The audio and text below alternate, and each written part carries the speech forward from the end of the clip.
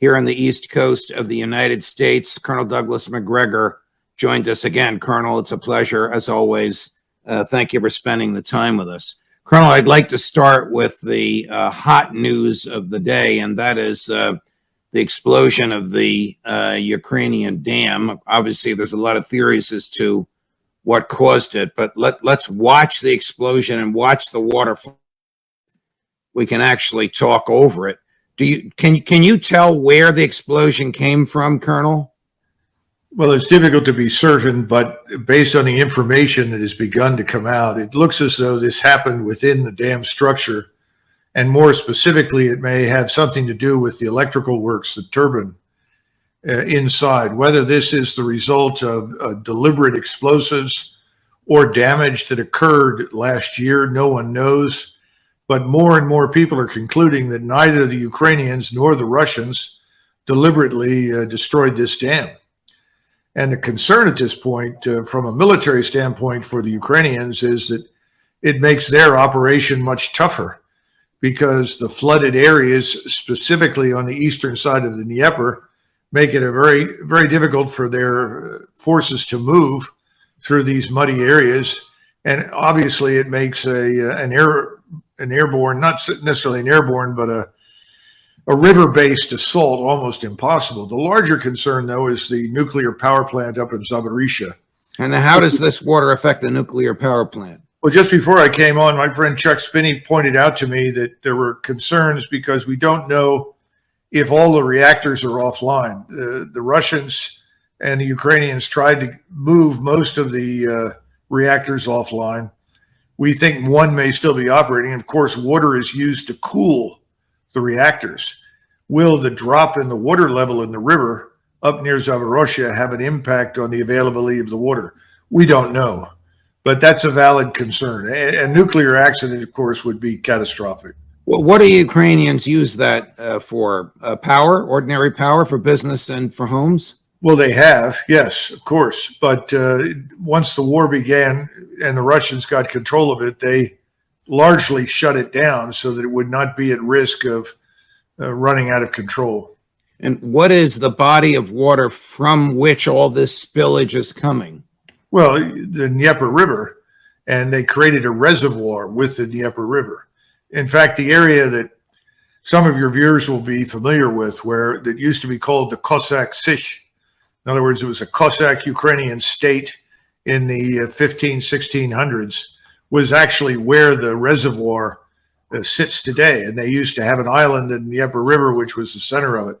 All of that was flooded out by the Soviets, who were trying to harness it for power. And ultimately, they built a nuclear power plant there, which has provided important power for the entire state of Ukraine. Right now, it's very minimal, if at all. So the only concern we have is we just don't want to run out of water that is used to cool any of the reactors, assuming any of them are still online. We just don't. I am fascinated with your conclusion from your own observations and from your sources that this is more likely than not explosions from within the dam and not intentional. My rather naive, or at least legal, as opposed to military way of looking at this was cui bono, to whose benefit. And I thought, well, the Ukrainians blew up their own dam in order to flood the lands to prevent the Russians from moving across those lands. And I'm happy that you corrected me. Has anybody taken credit for this? No, I think there's been a lot of finger pointing. The Ukrainians, of course, blame everything on the Russians. If the sun comes up 2 minutes late tomorrow morning, the Russians are responsible. The Russians didn't do it. That's obvious. There's just no incentive for them to do that. They could have done it months ago had they wanted to do that. And I don't think the Ukrainians wanted this because it's obvious that they've been assembling some amphibious forces for potential use behind the Russian defensive lines. That's now out of the question. You're not going to have a water level high enough to support it. And then when you get out of the little bitty rubber boats that they use, you have to walk through very, very muddy terrain. So you're just a target. So no, if anybody did benefit accidentally, I suppose you could make the argument that the Russians did somewhat simply because instead of a 900-mile defensive line, they're now looking at an 870-mile or 875-mile defensive line because the areas are so muddy and flooded on their left flank that nobody can get through there anyway. So if someone looked at the explosion and said the offensive has begun, the contrary is true. The flooding of the dam probably, correct me if I'm wrong, Colonel, impeded the imminence of the spring offensive. Yeah, I think that's reasonable to assume.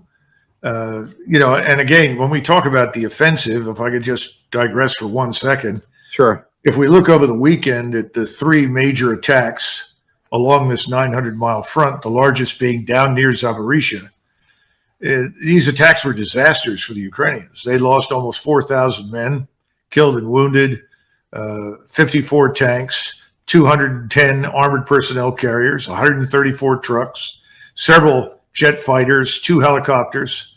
The Russians, by comparison, had 71 men killed and 210 wounded. And of course, their defensive lines are intact. So I think all they managed to do over the weekend was confirm what we've been saying from the beginning, which is this defense is tightly integrated, and any attempt to move into it and attack it is going to result in massive losses. So the question is, if they were just probing attacks and there is still yet an offensive to come, what's it going to look like? Right. God, I don't know. Colonel, is Ukraine falling apart? Yes, absolutely. Morale is in the basement, the cellar, if you will. It's very tragic. The military leadership over there knows it. They're frantic. The question is not what happens after the so-called counteroffensive fails, so much as it is Ukraine got anything left at all at that point. And as if the Russians move, and I suspect they will, they're just going to overrun most of the area east of the Dnieper and eventually cross the bridge up at Zaporizhia or at any number of places and move south to Odessa. Here's a video prepared by the Ukrainian government. Now, I know we're going to talk about D-Day in a few minutes. Yeah. Somehow I can't imagine Eisenhower having done this, but here's a video prepared by the Ukrainian government sort of announcing and warning. And please, Colonel, pay careful attention to the very end, which is different from the first 3 quarters of this. Okay.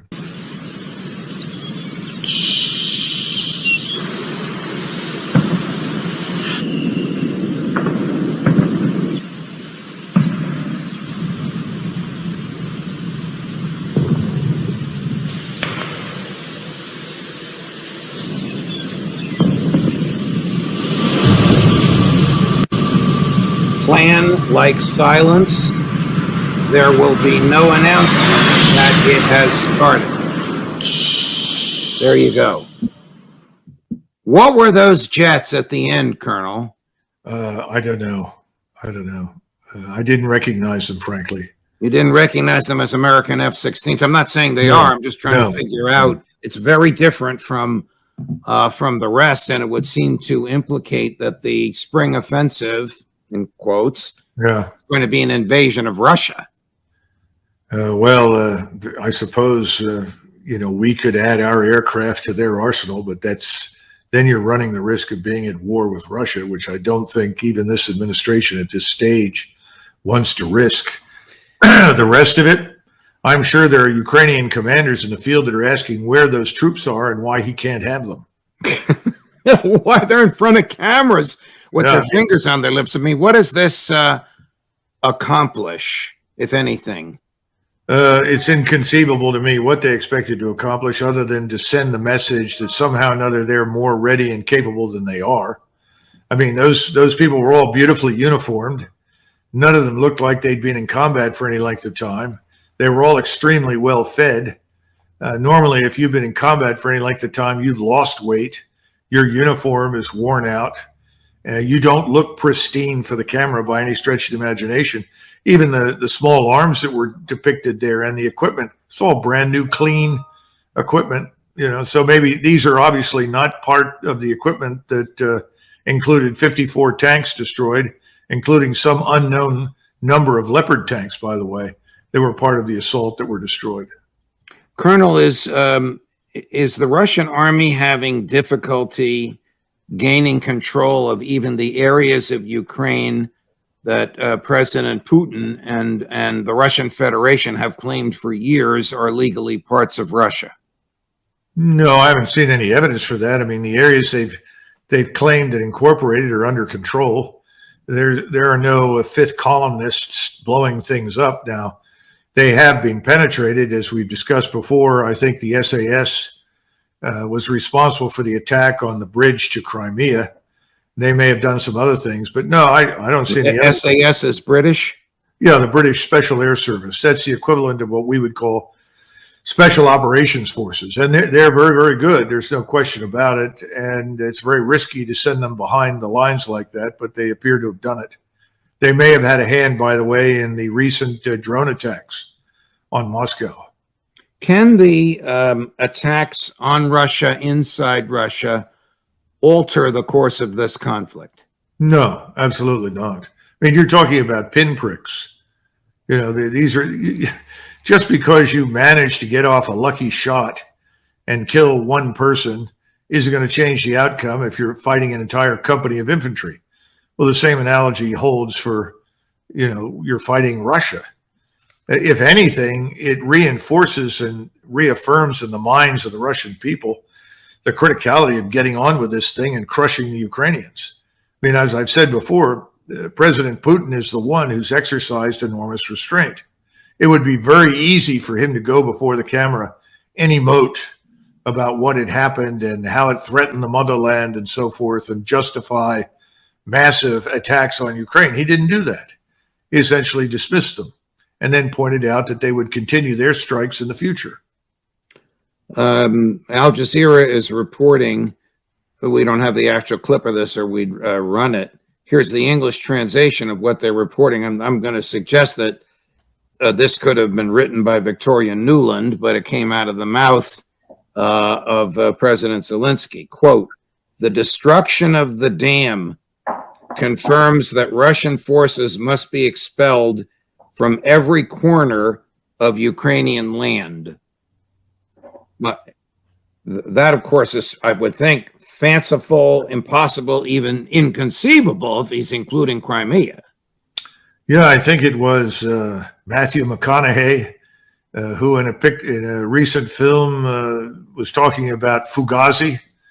He was describing people that are trying to predict what happens in the marketplace with stocks and bonds and so forth. He just says it's all Fugazi, Fugazi, Fugazi. Forget it. You can't predict anything. You don't know what's going to happen. Don't worry about it. The point is to move the client's money from his pocket into yours. Well, I think that describes Zelensky brilliantly. Lots of Fugazi, please send more money. None of it's going to work. So it's ridiculous. Gary, can you run the clip, please, of Secretary of State Blinken? Colonel, this is Secretary of State Blinken last weekend in Helsinki. As I've made clear, by virtually every measure, President Putin's invasion of Ukraine has been a strategic failure. Yet, while Putin has failed to achieve his aims, he hasn't given up on them. He's convinced that he can simply outlast Ukraine and its supporters, sending more and more Russians to their deaths, inflicting more and more suffering on Ukraine's civilians. He thinks that even if he loses the short game, he can still win the long game. Putin is wrong about this too. The United States, together with our allies and partners, is firmly committed to supporting Ukraine's defense today, tomorrow, for as long as it takes. So President Zelensky called President Putin a cornered animal. I would argue that Joe Biden and Tony Blinken and Lloyd Austin have painted themselves into a corner with this nonsense about as long as it takes. I mean, should a war end by a ceasefire now or a ceasefire a year from now after 100,000 more humans are dead and 100 billion more American dollars have been wasted?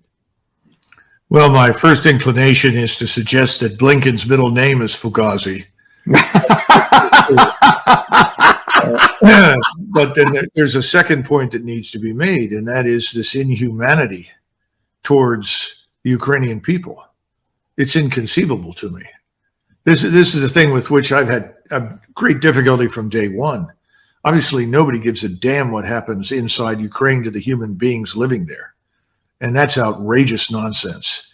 That is the antithesis of everything we say we represent as Americans. So they should be ashamed of themselves. As far as coming to an conclusion here, look, he talks about outlasting. Putin thinks he can outlast us. Judge, he's already done that. Take a long, good look at Germany. Germany is sliding into a very deep recession, and it shouldn't be a surprise to anybody. Cheap energy is the lifeblood of scientific industrial power and economies. Germany is being industrialized by their own leadership. Just yesterday, I watched a speech that Scholz arrived to give. He couldn't give it. He was booed off the stage. And people yelled at him and screamed at him. He kept saying, "We are fighting Putin. We have to fight Putin." And people just said, "Nonsense. Boo, forget it." The Germans never believed that the so-called Russians were coming. Nobody in Europe, in Western Europe, believed that. This is nonsense that we've spun out of it.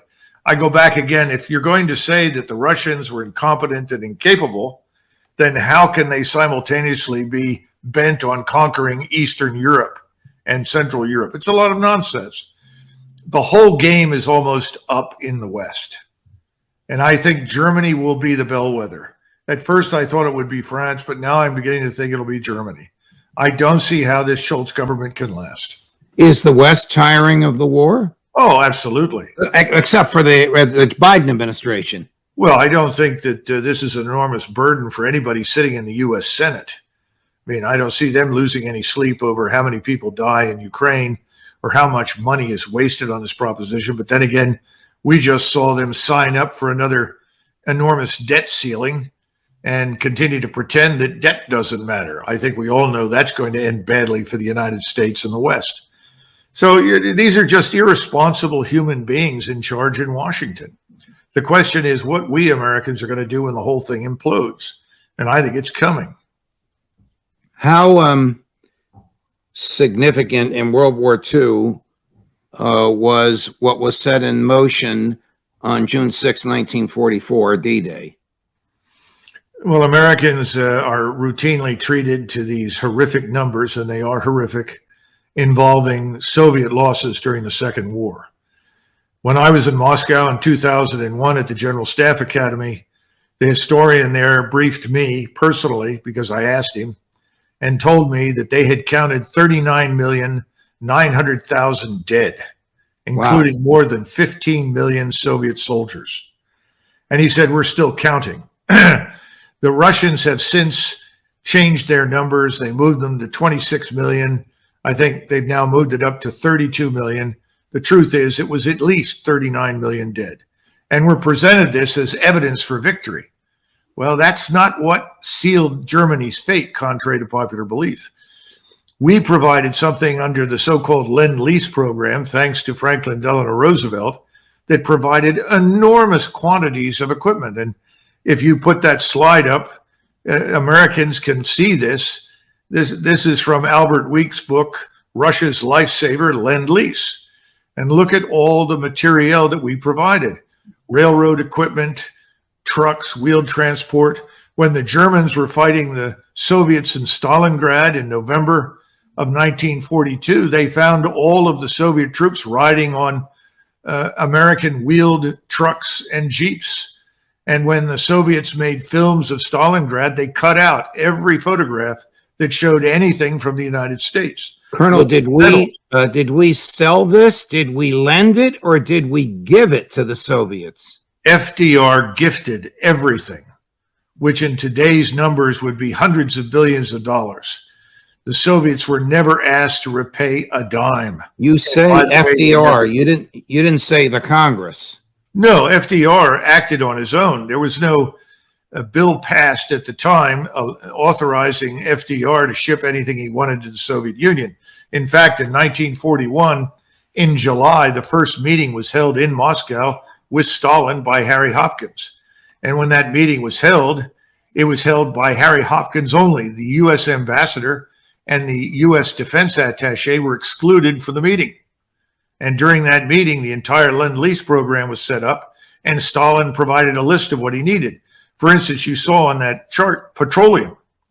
We shipped so much petroleum, that is oil, to Russia during the Second World War that the Russians actually resold great quantities of it to the Japanese, against whom we were fighting. Really? How did we get petroleum from the North Atlantic to Russia during World War II? Well, it actually went across the Pacific under Russian flag. And because it was under Russian flag, the Japanese didn't sink it. So it was delivered largely to Vladivostok.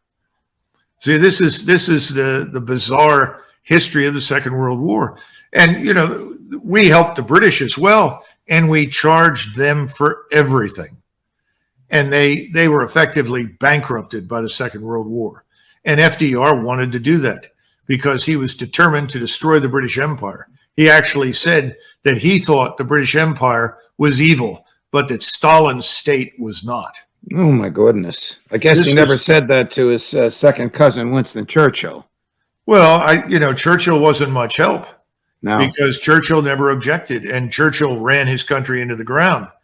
I think a whole new story about the Second World War needs to reach the public. They need to know what the truth is.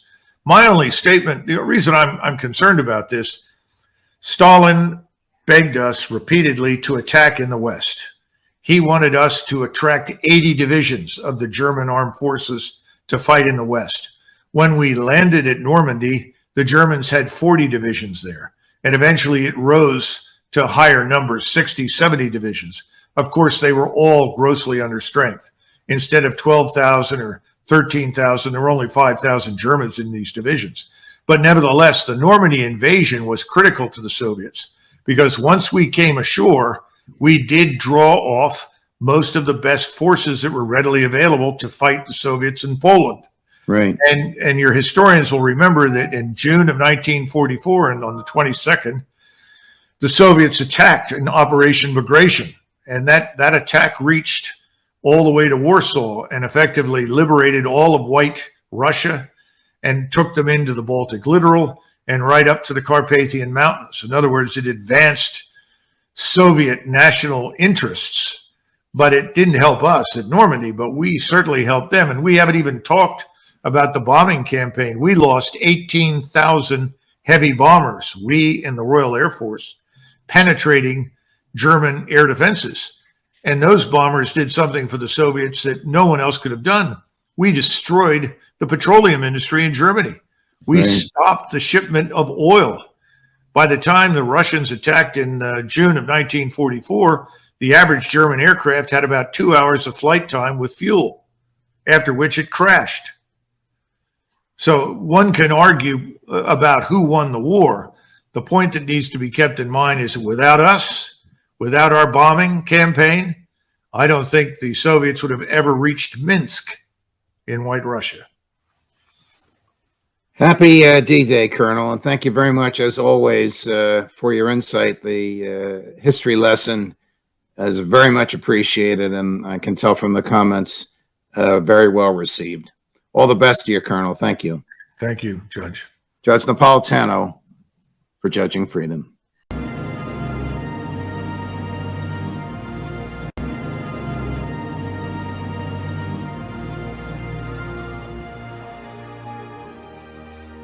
Hi, everyone. Judge Andrew Napolitano here for Judging Freedom. Today is Wednesday, May 31st, 2023. It's about 3:35 in the afternoon here on the East Coast of the United States.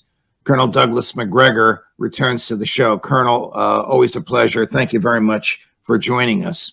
Sure. Since you and I spoke last, we have seen explosions in a residential neighborhood of Moscow, purported to be about 10 minutes from the official residence of President Putin. There's one of the explosions now. In fact, that's the biggest of them.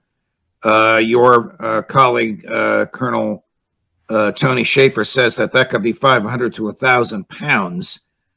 He also says that there's some significance. Gary, if you'll run it again, at the very beginning, very beginning of the red flash, which would tell ordnance people about how large and powerful it is. So how did it come about that something like this occurred in a residential neighborhood in Moscow? Is President Zelensky a loose cannon? Has the U.S. consented to this, or both? Well, we know a couple of things. First of all, this attack was launched from inside Russia. And Americans are always saying, well, what's wrong with the Russians? How can't they secure their borders? They have 1,100 miles to be concerned about. That's quite a border. And it's inevitably going to be penetrated. Most of it is heavily forested. What isn't forested involves large rivers. So trying to secure all of it is difficult. Somebody said that roughly 19 of these drones were launched. All were shot down except these three, and these three exploded harmlessly on the ground. Now, as far as the payload is concerned, I'm a little skeptical of the size. You can make a small explosion look like a big one, depending upon, where you photograph it. I think they were using the Orlan drones that were originally devised or developed in the Soviet period, and they carry a payload of perhaps 30, 40 pounds of explosive max.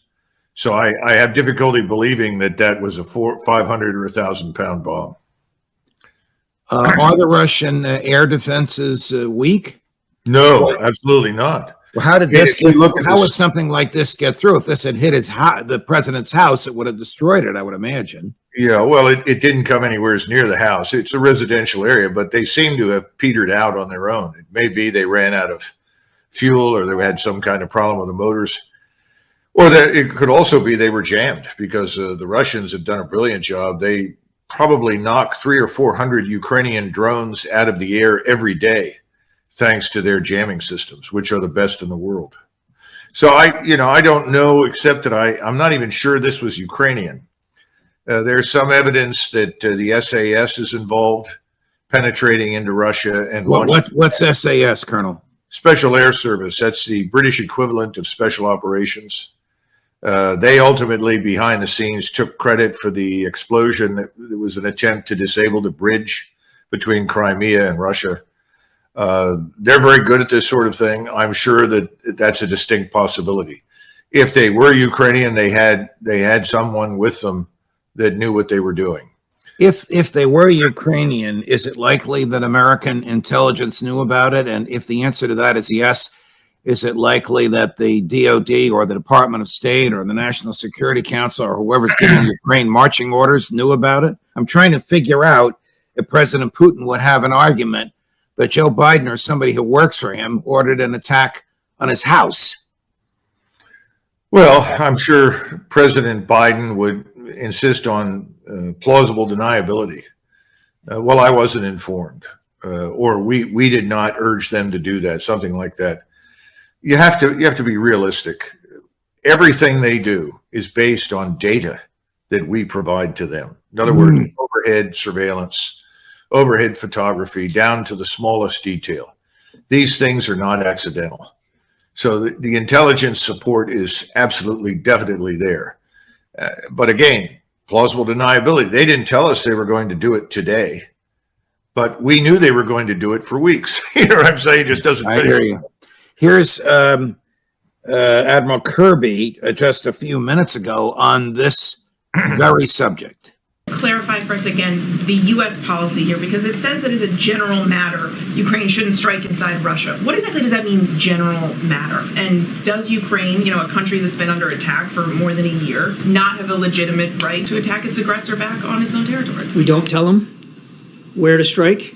We don't tell them, where not to strike. We don't tell them how to conduct their operations. We give them equipment. We give them training. We give them advice and counsel.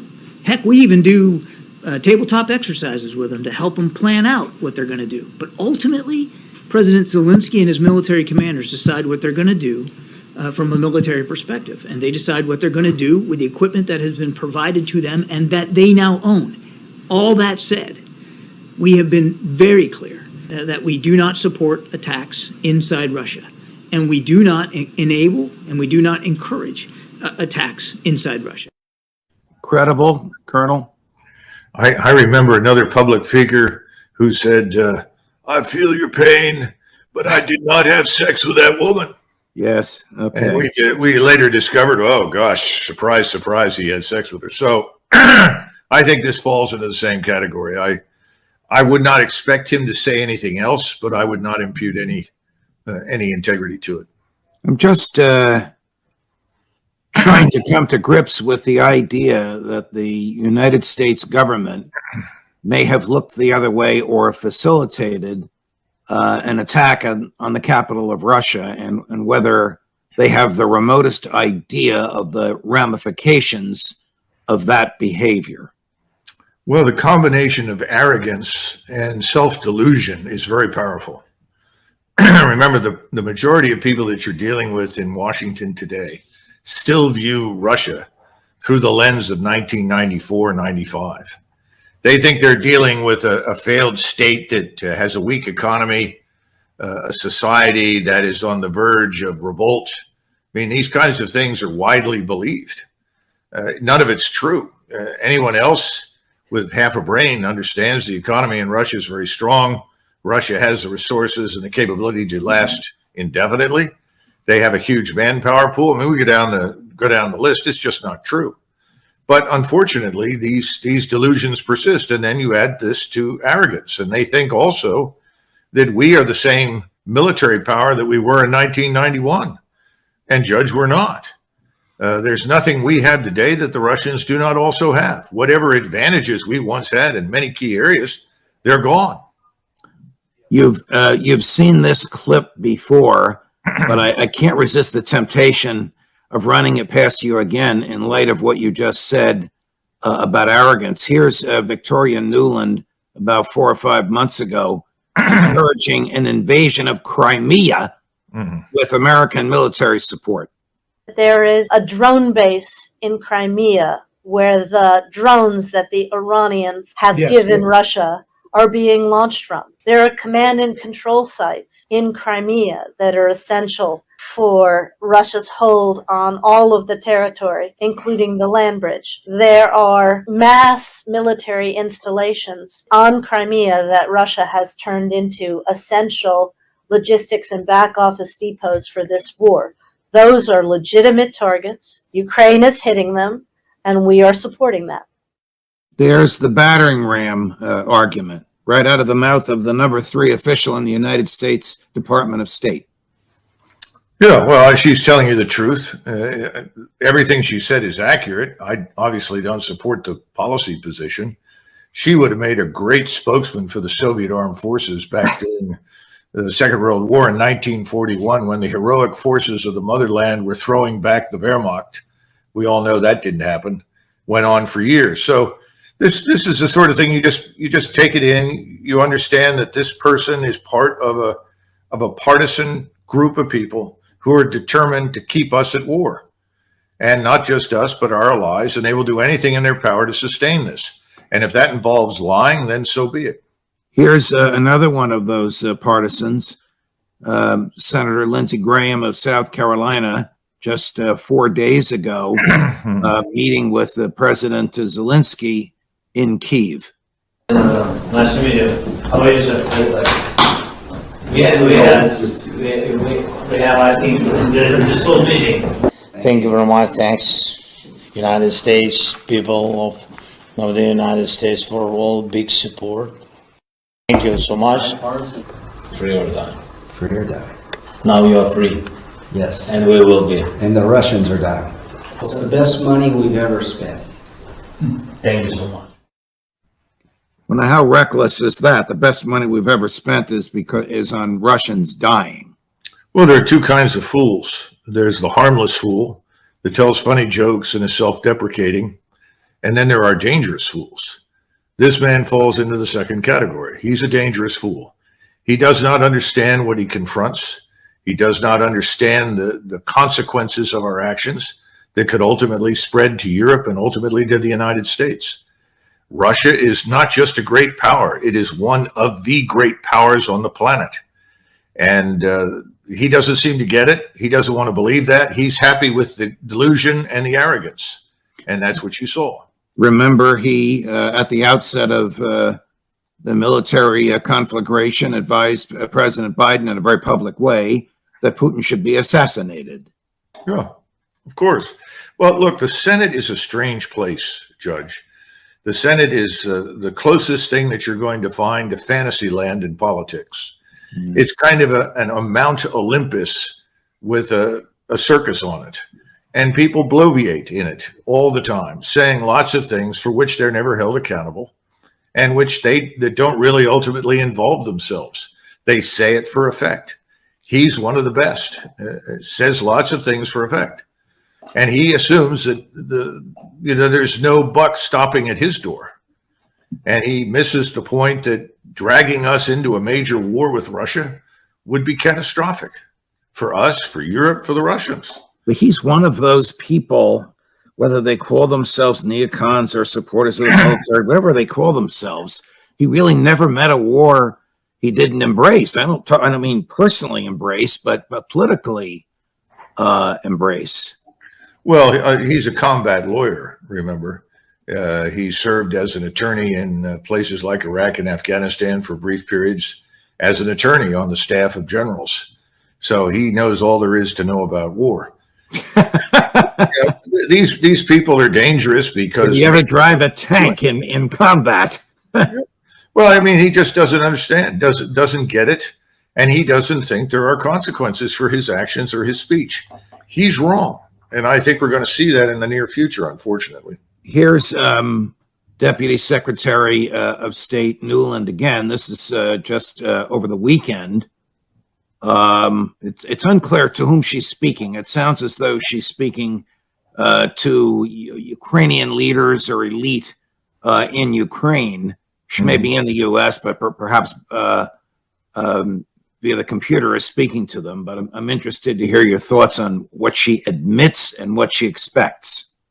And even as you plan for the counteroffensive, which we have been working on with you for some 4 or 5 months, we are already beginning our discussions with the Ukrainian government and with friends in Kyiv, both in the civilian side and on the military side, about Ukraine's long-term future.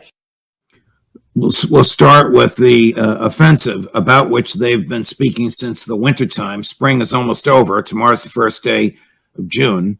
I don't want to get semantic about whether it's truly a spring offensive, but are you surprised to hear her say in public, we, that either means the State Department, the CIA, the DOD, the Biden administration, the federal government, have been working with you on the spring offensive for 4 or 5 months? Why in God's name would she say that, even if it were true? Well, she's very proud of it. And she wants to identify herself publicly with the entire crusade to destroy Russia. And that's what this is really all about. She's telling you the truth. And I'm sure that we have worked tediously for many, many months to try and organize for this thing, particularly as the Bakhmut, slaughterhouse was underway. That's why 30 to 35,000 Ukrainian soldiers who've been training at areas in the United States, Canada, Germany, the Czech Republic, and elsewhere are coming back to Ukraine. They're going to form the backbone for much of this offensive. They'll be augmented by whatever is still alive and can carry a weapon and so forth. So no, I think she's telling you the truth, and she's very proud of that. The second part is actually more interesting. Yes. Because it reminds me of this scene. I don't know if you've seen it or not. Many of your viewers may have, in the movie Downfall. At the end, just before Hitler shoots himself in the bunker, one of the women comes up to him and says, "But mein Führer, what about the inevitable victory?" And he looks at her. He just turns his head away, goes into the room and shoots himself. Well, I think we're dealing with something similar to that. They're putting the cart way out ahead of the horse, and they're never going to see that cart. They're going to be standing around a dead horse. But that's part of the push the I believe button. You cannot be part of this administration, part of the war fever that they've created, unless you push the believe button. I believe in the inevitable victory. It's coming. I believe. And if you walk in and you talk sensibly, say that's utterly ridiculous, that's no chance of ever happening, then you're going to be thrown out of the meeting. It's the same reason why many good, solid intelligence estimates that tell people the truth about what's really happening in Ukraine on the ground and in Russia never reach the top, because they don't conform to the narrative. At some point, the narrative becomes the truth that must be believed and defended. And there's nothing more effective than a messenger who believes the lie that the messenger is sending. I want to play it again because I want to pick on the last few words she used. Gary, run it one more time. The last few words she used. And even as you plan for the counteroffensive, which we have been working on with you for some 4 or 5 months, we are already beginning our discussions with the Ukrainian government and with friends in Kyiv, both in the civilian side and on the military side, about Ukraine's long-term future. Ukraine's long-term future. The United States State Department is speaking to Ukrainians about Ukraine's long-term future. Does it involve President Zelensky? Will it be dictated by Mrs. Nuland, just as she commanded the coup? Well, I think you saw evidence for this planning several months ago when you saw a picture of Mr. Zelensky seated at a table with bank freedmen, who subsequently was revealed as a huge fraud, and Larry Fink from BlackRock. These are some of the key figures that are involved in deciding what's going to happen to Ukraine when, quote unquote, they win. I'm not sure I'd want any of those people deciding the future of anything inside the United States, least of all my home state or the city where I grew up or anything else. But those are the people driving this train. You've got to go back and always ask the question, who are the oligarchs? You know, I always talk about government by donor. The government in Washington doesn't pay any attention to you or me. We're irrelevant. We're not mega donors. The mega donors own Washington, D.C. They're the ones making these decisions. Identify them, figure out who they are, where their money is going. We've seen some in the past, like Zuckerberg, for instance, a good example. But there are many others. They're donating and they're shaping policy. They're determining that we're going to fight this to the bitter end in Ukraine. It's not Biden. Biden's a cutout. He's just a front man. He's being handed the script and he delivers it with enthusiasm. But that's where we are. So none of this should be surprising to the American people. The real question is, how long do they put up with this? And if you're waiting for somebody on the right to stand up and be counted, forget it. You know, you've got plenty of people on the right. They're interested in the donors too. And the donors own most of them. Somebody who's not donor owned and see what they will do. Just as an aside, I would imagine that our friend, the great Congressman Andy Biggs, is suffering 1,000 deaths as we speak. Of course. Trying to decide how to prevent the government from allowing Joe Biden to borrow without limit, a deal concocted by Republican leadership. Well, remember, they're poised to violate the Constitution, which puts that in the hands of the House of Representatives. In other words, you can't just press the button and create money over in the Treasury. Right. And the Fed can't do it. But guess what we're going to do? We're going to do that. Right. Right. It's a terrible state of affairs. I was surprised by the clip we're going to show you now. I guess I had never really paid attention to him. Perhaps you know him, Prime Minister Viktor Orban. I thought this statement that we're now all about to watch was one of the clearest, most articulate, even eloquent statements I've heard from an Eastern European leader on this issue of the war in Ukraine. I'm anxious to hear your thoughts. You made a great deal about 1956 and fighting for freedom. You have a neighbor who is invaded by Russia, the very country, you grew up with pictures of tanks going into Budapest. Why are you opposing the European aid? No, it's emotionally, it's tragic. So all of our heart is with the Ukrainians. We understand how much they suffer, but I'm speaking here as a politician who should save lives. So the most important thing for the international political communities to save lives, especially when you are convinced, as I do, that there is no chance to win this war. So therefore, what we should do far more energy invest into to convince everybody that the only solution is ceasefire. And then after the ceasefire, peace talks should start. And then we could back to your point, yeah? But do you really think there is no chance of Ukraine winning? That's my point. They stand very little chance of winning without the aid which you are currently blocking. No, my position is that looking at the reality, looking at the figures, looking at the surroundings, looking at the fact that NATO is not ready to send troops, it's obvious that there is no victory for poor Ukrainians on the battlefield. Well, I thought he was terrific. What did you think, Colonel? No, well, he's pragmatic. Most Hungarians are, by the way. And thank God he spoke English, because nobody speaks Hungarian except Hungarians. That language is a built-in security system, and it's always worked brilliantly in war because nobody can understand it.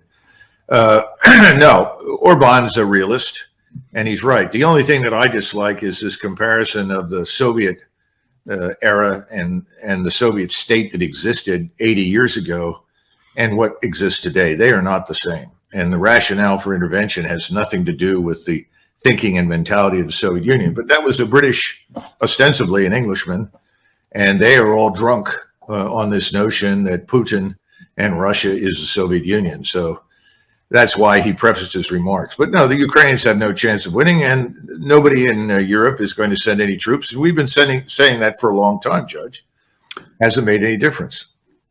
In the past 24 hours, Evgeny Prigozhin made some very interesting statements about the need for mobilization to collect 2 million mobilized, trained and prepared, and not be MEAT, M-E-A-T.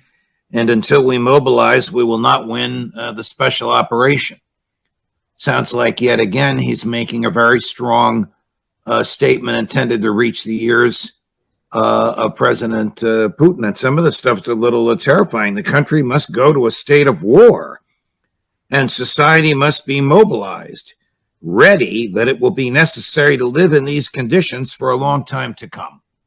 I'm not so sure that Vladimir Putin did not discuss this with Prigozhin before he said it. I think it's a mistake to assume that there is some sort of climate of hostility between or around Prigozhin and Putin. I don't see that at all.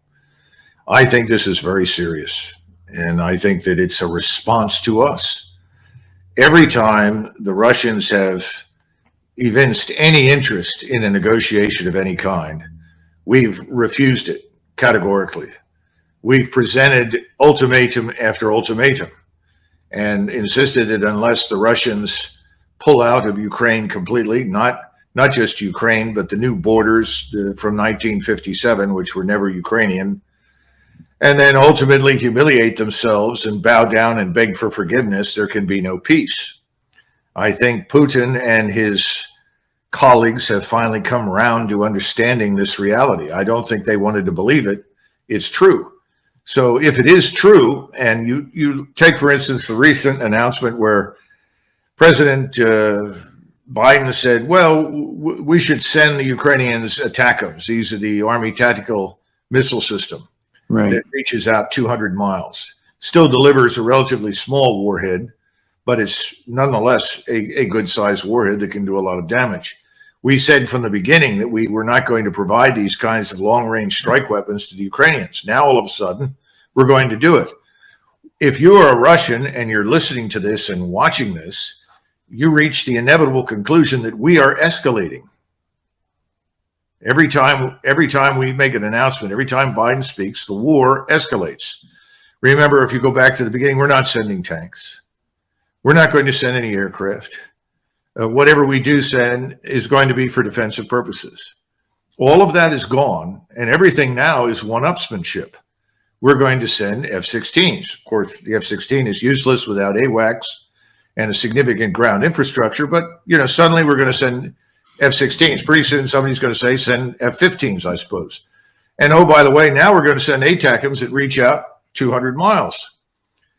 And Putin has said, well, if you listen to his comments just within the last 24 hours where he talked about the recent strike on the military intelligence headquarters in Kiev, that was struck, I think, either by an Iskander missile, tactical ballistic missile, or Kinshal missile, killed large numbers of people, destroyed the entire headquarters, and I think it killed probably several NATO officers, about which we're hearing nothing. And that's something we should hear about. We should know the truth. If Americans are dying over there, along with Frenchmen and British and other officers, then for God's sakes, tell us. But they're not going to, obviously. But Putin has said, well, we've often talked in the past about hitting the quote-unquote decision centers. Well, now they will. And Russian intelligence has always known where everything is. You cannot hide from this overhead surveillance. They've got the equivalent to the National Security Agency and the equivalent of the CIA. They can see everything and hear everything. So now they can systematically go after all of these headquarters filled with the so-called decision makers. I think that's just the beginning. And now we're being told, well, we're going to have to hold the line in Ukraine until the Russians retreat. Well, the Russians aren't going to retreat. They're going to roll up everything to the Dnieper River. They're going to retake Kharkov and Odessa. They're going to pause one more time, and then if nothing happens, they're going to move all the way to the Polish border and Romanian border. But if you're going to do that, what do you need to do in advance? What Prigozhin outlines. So we've succeeded now in pushing the Russians to the brink of national war mobilization. Congratulations. That's what everyone in Europe wants. They want 2 million Russian troops on their borders, right? And this is the great gift of President Biden and our friend Lindsey Graham and a host of other fools who don't know what they're talking about, who have put us in this very tenuous position. Brilliantly said, Colonel. Tragic, but a brilliant and courageous analysis. Thank you very much. Thanks for your time. Sure. We'll talk to you again soon. Good. Thank you for watching. If you like this, please share and tell your friends about Judging Freedom. Our numbers are growing, and we'll continue to deliver the type of courageous, insightful statements that you just heard from the great Colonel Macgregor. More as we get it. Judge Napolitano for Judging Freedom. Thank you for sticking with us all the way to the end. Please like, comment, and subscribe. Make sure the notification bell is turned on so you don't miss any important news. Thank you for sticking with us all the way to the end. Please like, comment, and subscribe. Make sure the notification bell is turned on so you don't miss any important news.